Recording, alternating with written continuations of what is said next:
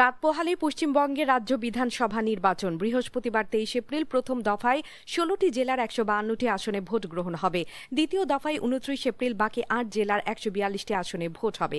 এবারের নির্বাচন কারো কাছে ক্ষমতায় টিকে থাকার লড়াই, কারো কাছে ক্ষমতা দখলের সুযোগ, আবার কারো কাছে অস্তিত্ব রক্ষার সংগ্রাম। কে জিতবে, কে বিরোধী দলের ভূমিকায় থাকবে তা নিয়ে জল্পনা থামছে না। রাজনৈতিক বিশ্লেষকদের মতে ভোটের অঙ্ক কখনোই সহজ নয়। কখনো ইস্যু ভিত্তিক, কখনো প্রার্থী নির্ভর, আবার কখনো সম্পূর্ণ ভিন্ন সমীকরণে ফল নির্ধারিত হয়।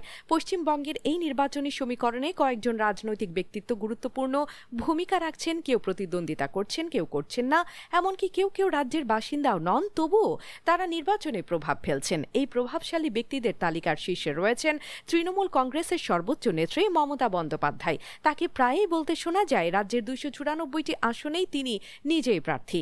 তার দলও তাকে এক এবং অদ্বিতীয় নেত্রী হিসেবে তুলে ধরে।